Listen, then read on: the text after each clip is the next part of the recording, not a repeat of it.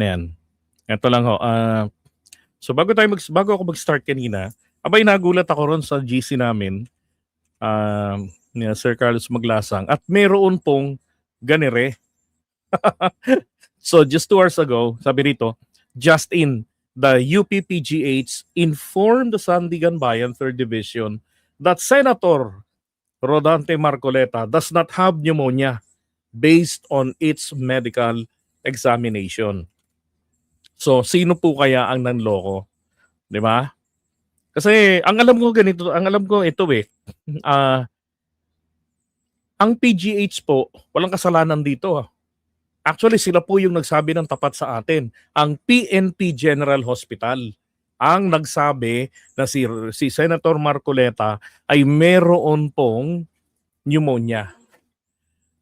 Although ito common naman na sakit ng mga may edad na, 'di ba? Pero grabe ano, ang balita sa taong bayan, merong sakit na pneumonia at kailangan anong request pa nila ay isolation room para sa kanya. So ibig sabihin po, Bartolina. Tama po ba? Bartolina ano ho? Bartolina dahil nagsisinungaling si kapatid na Rodante Marcoleta. Pambirang buhay ito. Oh. Wala, panis na panis siya kay Apollo Kibuloy. 'Di ba? Pareho silang konektado sa mga simbahan nila. Pero si Apollo Kibuloy hindi ho ganyan na daming drama. Akala naman niya siguro ni Marcoleta ayaw niyang matulog pa sa loob ng kulungan, baka ho dumating yung mga ilang araw na lamang, kagaya ng mga nakaraang mga araw, 'di ba? Yung rally-rally roon sa Liwasang Bonifacio na wet rally na na sabi ko nga walang puso yung nagparally doon. Isipin mo bumabagyo kahit na mga diehard, 'di ba? Kahit sabihin natin mga diehard yan, hindi na nag-iisip. Ikaw na bilang leader, magmalasakit ka. Baka nga ho ang nangyari ngayon, etong mga taong nagpaulan doon o pinaulanan nila sa paniniwala ng pakikipaglaban at sila'y magtatagumpay na ng araw na yon. At magigising galing sa selebrasyon na si Sara Duterte na ang nailuklok nila. Ito ho palang mga lokong are, kaya ho pala ito hindi pinupuntahan ni Sara. Yan pala, at binabara rin ni Sara ha. Ayan, yung mga yan pala, ay faction pala ito ni yung pangalan yung kabit ni Digong.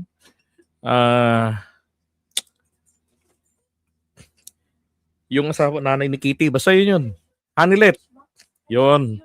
So, faction pala niyan. Kasi alam ko may faction talaga, pero hindi ko akalain na hanggang ngayon nag-i-exist pa rin pala yun. So, ngayon, dapat po rito ma-call out etong etong PNP General Hospital. Kasi kapansin-pansin po mga kabayan, sobra ang luwag nila. 'Di ba? May pneumonia raw, halatang wala. Kasi pinayagan nila na yung mga dumalaw hindi naka-face mask. Tapos sobra pa ang luwag nila. Tapos sabi nila, request daw kasi ng pamilya. Walang hiya naman palagay ko, Trigger Woman, yung mga nagrally sa Liwasang Bonifacio, sila ho malamang ngayon ang meron pong pneumonia. At speaking of rally, ang mga walang hiya, eto ho, naalala ho ninyo yung binalita ko sa inyo nung nakaraang araw na may nakuha ko sa Reddit din na isang screenshot na kung saan nakalagay doon na every Friday or every weekends ganun pa-participate sila sa rally. At mukhang totoo nga po talaga 'yun. Hanggang sa dumating yung araw na the big one, yung July 27 na kung saan ito yung one time big time daw, sabi ko nga sana ang gawin ninyo patay kung patay. 'Di ba? Yung talagang talagang magulo. Para magkaalaman. 'Di ba? Kung sino ang nasa tama. 'Di ba? Kung sino ang effective. Dapat ganoon, hindi ba naman kayo nananawa pa? Puro na lang kayo kahihiyan. Kahihiyan ng dulot, kahihiyan ng inaani. 'Di ba? Todo ng effort pero puro kahihiyan, hindi pinagtatanggol lang may kapal. Puro subok ng people power. So nangyayari, fool's power ang nangyayari. And at the end of the day, nag-uuwian lang din. So ngayon, meron na naman ho sila sa linggo, July 19. 2:00 ng hapon. Alam niyo ho, pagka ganitong palagi na hong rally, regular nang may rally, dalawang bagay lang po yan. Unang-una, ito ho ay negosyo na ng mga organisador. Meron na hong regular na monthly yan, no? Total yan ang kinabubuhay, ganun. Tapos, bukod sa meron na silang monthly fee or allowance or talent fee for destabilizing the government, ang purpose po naman talaga rin ng mga ganitong klaseng rally ay mag-create ng masamang imahe sa Pilipinas. Bakit? Hindi effective yung mga ginagawa nila ever since, di ba?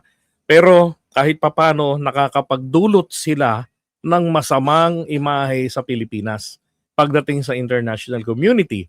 Di ba? Lalo na noon, may mga umalis dito ng mga investors, may mga supposedly tutuloy pero umatras pa dahil po sa nakikitang political destability or destabilization ng bansa natin. Dahil po sa mga ipis na ito. Sa mga green cockroaches na yan. Diba? Yan ang hanap buhay yan.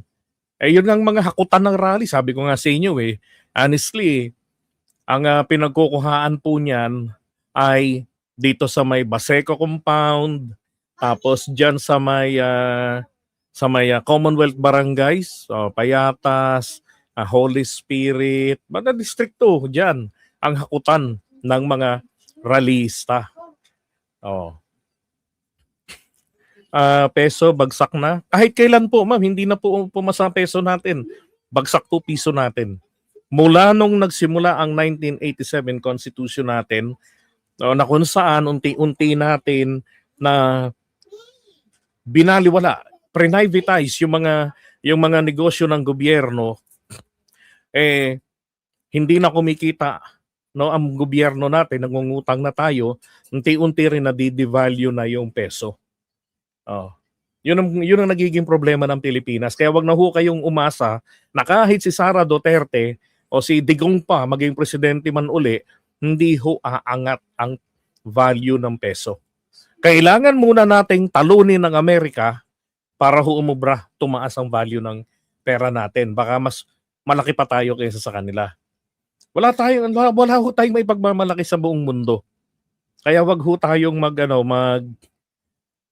asampa, 'di ba? Kailangan muna nating ipakita yung kung ano ang meron tayo. No? Katulad ng ibang mga bansa. Tingnan yung nangalangan Japan, mas mahal pa. Mas malaki pa ang pera ng Pilipinas sa Japan. Mas malaki pa ang value ng pera natin sa Korean won. 'Di ba? Pero mga mauunlad sila. Yun ang problema natin kung paano tayo umunlad, yun yung wala. Dapat yung OFWs, temporary lang yan Temporary lang yan. Kaya lang dahil nga po sa mga losers, kapag sila ang nawala sa pwesto, bubusitin nila yung nasa administrasyon. It is a cycle. No? Regardless kung sino po, kung anong kulay, pagka nawala na sila sa pwesto, sila naman yung mamimeste para makapwesto. No, yun ang problema natin. Eto pa, ibinoboto natin yung mga ipis na yan. Dapat hindi po. Pagka magulo ho sa aparatos, pagdating ng eleksyon, gumanti tayo. Huwag na natin silang biboto. Hindi yung nakikisaw-saw pa ang mga Pilipino, ang magandang away ito, boto natin to, kalaban to ni ganito, di ba? Para pagka sila na nakaupo, tangina makukulong naman tong na ngayon nasa administrasyon. Di ba? Pagka gano'n na naman ulit, cycle lang yan. Anong resulta niya sa taong bayan? Anong epekto sa atin? Tayo ho kawawa. Diba? Ay nako. Tapos ang masakla pa, ito. Tuloy-tuloy ang mga pagnanakaw nila. Yun ang problema natin dito. Hey, what happened? Nawala monitor ko. Wait a second.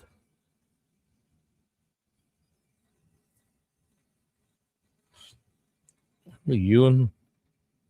I heard talk and then Wala. Wait. Okay. So, eto.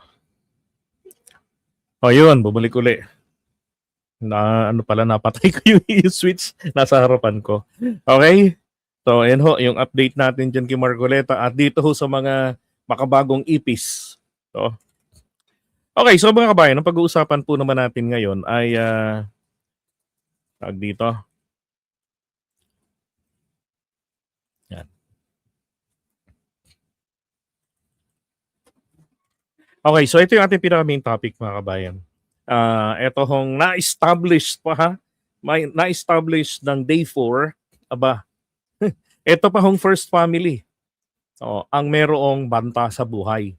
And then, lumilitaw po, niloko lang ni Maui, ni Princess Maui si Sarah. Tapos pag-usapan din natin, itong balahurang diskarte, professional daw pero balahurang diskarte ni Attorney Binduan. And, of course, si Zulaika Lopez, hindi na po isasalang ngayong araw na to. Okay, so wala na rin yung bagyong wala na rin yung Typhoon Inday at si Inday tuluyan na rin hong hindi dadalo. Wala nga sabi ko sa inyo nakasabit lang yung Zulaika eh. Okay, and then Senator Robin Romanov. Abay, bigla hong umamin na isa po siyang komunista eh. Sa gitna ng impeachment. Hindi ko maintindihan kahapon Paanong sapak sa utak meron taong ito eh. Tapos, I was thinking yung kaso ni Mas. 'Di ba? Pareho sila ng kay BP Sara na kaso na related doon sa pagbabanta sa Pangulo somehow. 'Di ba? Ako, buti na lang nabasura yun pero hindi po yun applicable kay Vice President Sara Duterte. Okay? Good day, sir. Ano po ang masasabi nyo? Nakabalik si Amina sa heading Islamic Bank. Di wala. Hindi, sabi ko lang, kung kwalipikado, wala tayong magagawa. Di ba? Kung tiwala sa kanya yung naglagay sa kanya doon, wala tayong magagawa. Pero para po sa akin, dapat hindi nga po siya dapat na-appoint kasi meron siyang dapat mang sagutin. Ganon din naman itong si Jokno sa panahon ni dating Pangulong Duterte. 'Di ba? Pareho silang nasa usapin ng korupsyon sa flood control. Dapat hindi sila dapat inaalis sila sa pwesto tapos hindi na pinag-uusapan doon kung may tiwala ba. Because in the first place po, hindi po dapat nasasangkot ang mga taong gobyerno, elected man or appointed man, sa mga usapin ng korupsyon. At dapat po, hindi po nila sasagutin ang mga issues ng, well, I will answer that in the proper forum. Hindi ho tama yung ganon. Kasi nung nangangampanya yung mga elected officials, di ba? Ang kakapal ng mukha, lumalapit sa taong bayan, gumagastos ng milyon-milyon, nagtitiis ng hirap, makapang-kumbinsi lang ng tiwala sa kanila. Tapos pagdating ng merong usapin ng dapat nilang ipaliwanag in proper forum, tapos nag-i-invoke na ng privacy animal. Kung gusto nyo ng privacy ako, kung mahal nyo yung privacy, huwag kayong pumasok sa public service. Kung gusto nyo tumanggap ng 75 million, umalis kayo sa public service. Diba? Make sure lang na hindi money laundering. Para walang sabit. Di ba? Wala namang higpit sa pribado eh. Para hindi nagkakaletse-letse. Hindi ako happy sa pagkakatalaga kay Amina Pangandaman diyan po sa Islamic Bank. Yun po yung masasabi ko diyan.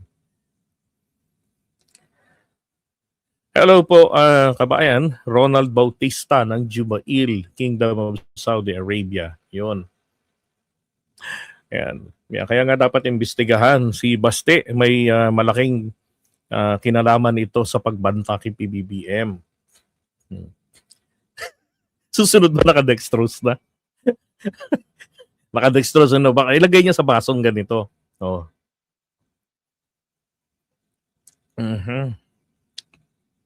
Okay, pag-usapan na nga po natin yung ating topic.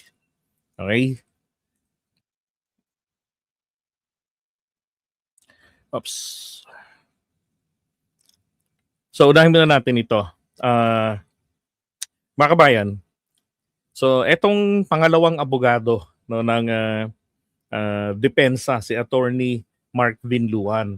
May kanina kasi, nakita ko merong post ng isang, I believe, abogado rin yun. So siguro kabrad yun sa fraternity o ka-DDS. DDS to eh. Yung matawag niya kay PBBM, BBM, pero kay Sara is Vice President. Hindi po ba? Oh, Denverista, shoutout po sa inyo. Magandang good morning night. Oh. So ganun yung tawag niya. Halatang halata ang pagka-DDS. Kita niyo ugali, yung asal. 'Di ba? Meron siyang background sa litigation. Yes, no questions about that.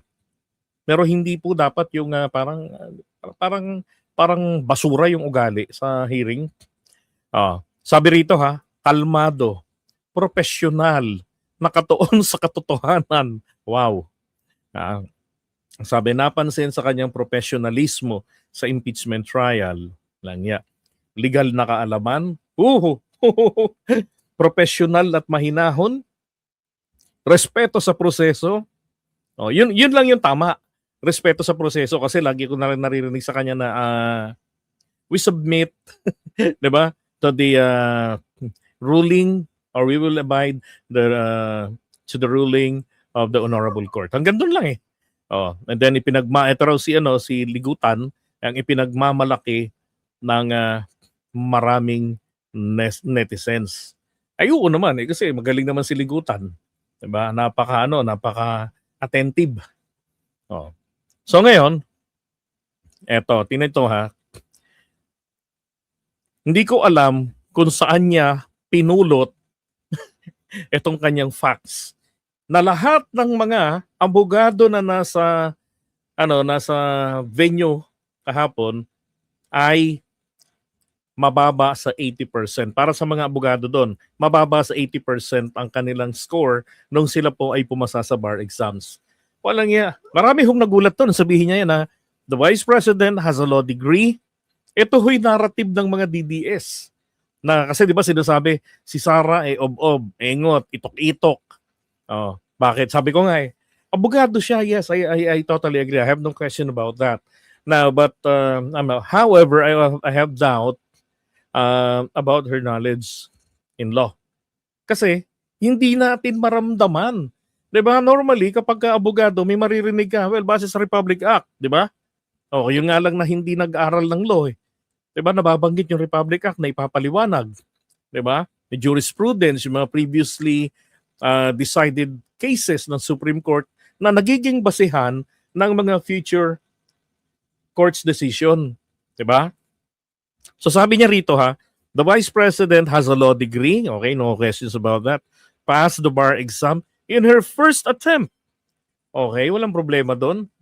With a rating of 80%, okay, medyo doon ang may problema kasi hindi nagre-reflect sa kanya ang pagiging bar passer with 80%. 'Di ba? At never pa siyang humawak ng kaso. Pagkatapos niyang pumasa ng bar, 'di ba? Nagtrabaho na siya sa bilang sekretarya ata ng isang dito justice, kung di ako nagkakamali. Yun ang kanyang background. Walang hindi siya nagturo ng law. Ito pa. And she has a higher grade than most of the lowers here.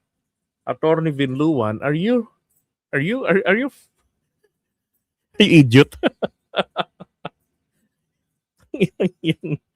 Si Leila de Lima, parang 86 point something yon. Kaboses ko na ba si Ligutan? Dati si Trillanes Di ba? Ito yung sinasabi ko sa inyo nung unang araw na yung hearing, di ba? Mukhang yung unang witness nila, trap lang yun kumbaga para ma-assess ng prosecution gaano ang kalidad ng mga abogadong makakaharap nila. Ano yung, in general, ano yung taktika na kanilang i-employ. Diba? Sabi ko nga nakaraan, mukhang mukhang ang diskarte ng mga ito umaapila no sa taong bayan. Bakit kayo umaapila sa taong bayan? Simple lang po, para magsilbing additional pressure no, sa mga senador. Na lalo ng mga senador na very conscious pagdating po sa kanilang political survivability sa 2028. 'Di ba? Kasi mawawala yung endorsement ng INC. So automatic 2 million votes losses 'yun. 'Di ba? Tapos mawawala sa kanila daw yung boto ng mga DDS. Oh, so iniisip nila 'yon. 'Di ba? Pero doon sa mga matitino naman na mga walang pakialam diyan, lalo yung mga katulad nito ni Risa Baby. Oh, so bagay si Risa Baby graduating. Etong si Kiko Pangilinan. 'Di ba? Kiko Pangilinan nanalo yan ng walang endorsement. Hindi katulad ni Bambam Aquino. Oh. So ganun yung ginagawa nila. Aapila sila sa taong bayan. Kaya kahit na yung mali-maling narrative ng mga DDS, kahit na misleading, ginagaya nila. Eto pa, tingnan nyo ha. Naka-call out din siya rito. Sabi niya ha, can you confirm now that the statement she made about BBM, FL, and the former speaker and the congressman relating to various acts of corruption are true and happened in real life? Alam niyo, wala naman talagang sagot dito kung hindi yes eh. 'Di ba? Hindi naman natin mababago kung ano yung nangyari talaga eh. At sa mahabang panahon, yung mga congressman natin, binansagan na talaga yan ng mga tongresista. House of Crocodiles, 'di ba? Oh, maski nung panahon pa ni Pinoy, 'di ba? Kasi yun ang ginagawa ng mga nandiyan eh. Walang pumupuna sa kanila, walang nagko-call out, walang nagpapakulong. Kaya namimihasa. Pero biglang sabi niya rito ha, sagot dito ni Jenny Milotok, as to the existence of that utterances, yes sir. So sa kanya, hindi niya po sinagot na in his personal belief, yung sinabi ni Sara ang akusasyon ay totoo. Okay? Ang ano niya lang, ibinalik niya. Ang galing nito eh. Magaling siyang magbalik. Ibinalik niya ron sa statement ni Sara. Well, sabi niya, doon sa mga binbase sa mga binanggit niya, ito. Diba? So, kumbaga, ganito lang yan, paraphrase natin.